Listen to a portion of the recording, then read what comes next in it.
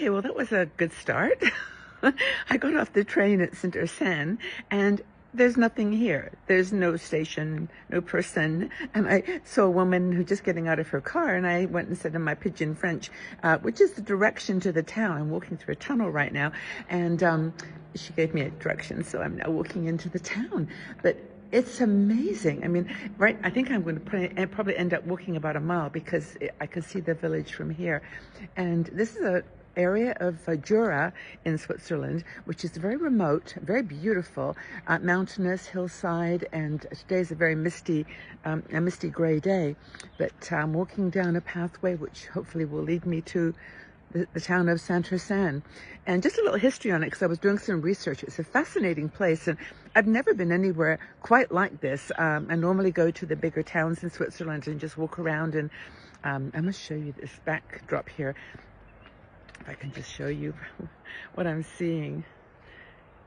It's really, really pretty.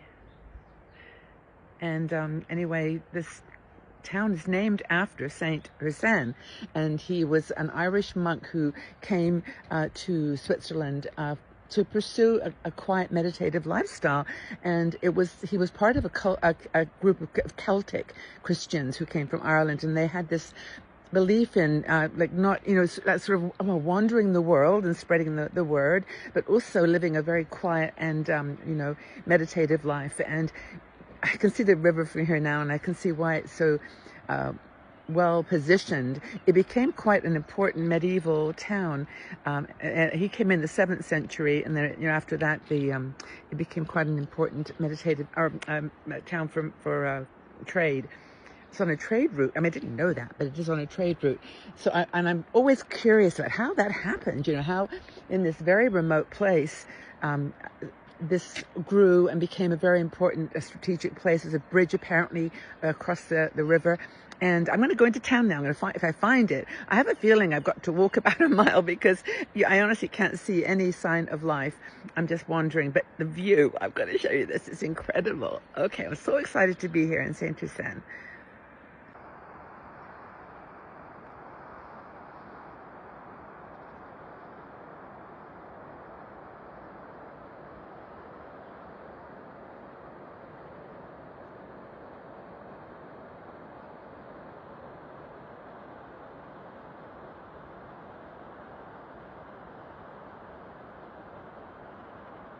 Okay, to continue the conversation a little bit about this place, Saint Ursanne, it's taking me a while to get to the town, so I'm thinking, as I'm walking, what a beautiful spot this is if you wanted to live a very quiet and meditative life.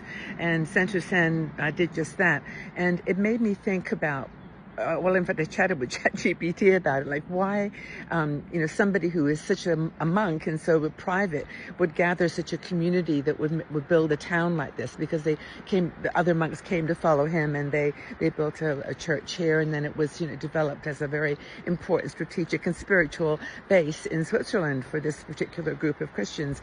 And I just felt like sometimes people are drawn to others that are more, serene and balanced and centered. And in our modern world, we don't have a lot of that. It isn't like one group or another.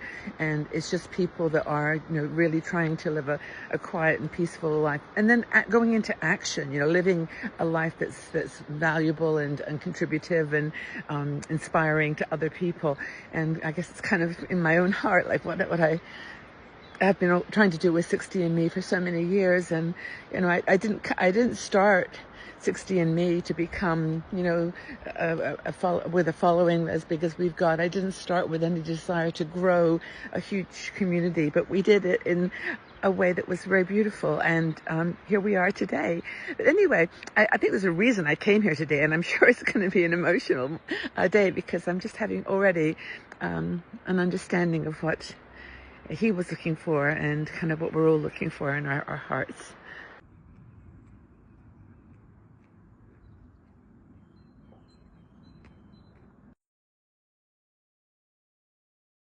Okay, I found the town. This is the entrance into town. It's a beautiful little tunnel. I'm looking ahead at the buildings, and they're completely medieval style, which I love, and just look beautifully preserved. It's just like stepping back in time. There's absolutely no one around. There's not a single person. But anyway, see what we can find here in Saint Ursanne. I'm actually very excited.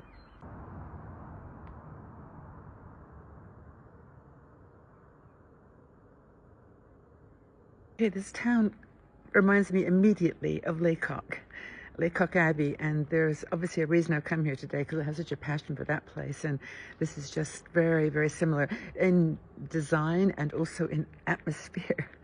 Really, really interesting. The doors are fantastic too. Yikes.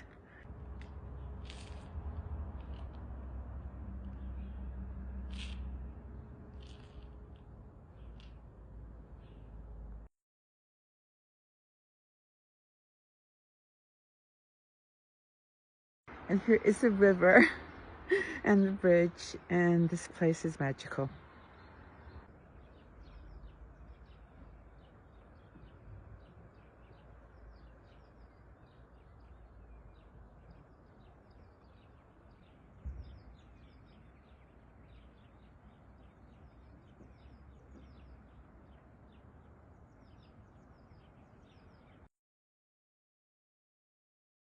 Okay, so I found a tea room and it shuts in 15 minutes.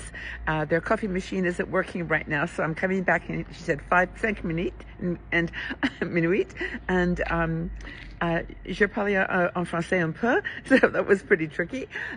She's nice, and little shops are gorgeous, but there isn't much here.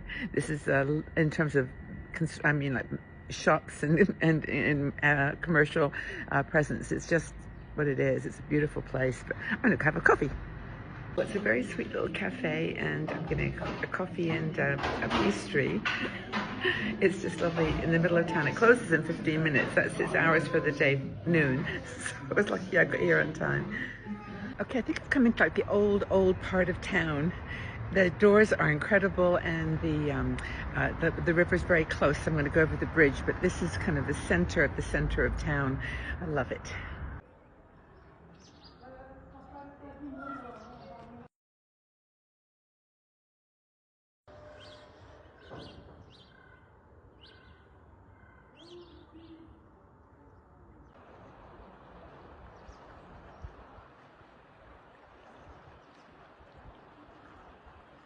I'm at the river, and it's just beautiful. It's very wide. It looks very, actually quite shallow, but I think this must be a statue of Saint Urbanne. I'm so happy I came here today. It's really been an interesting place. I'll turn the camera so you can see.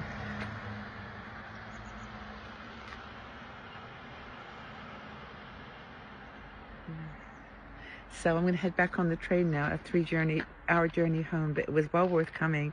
Saint Urbanne, lovely.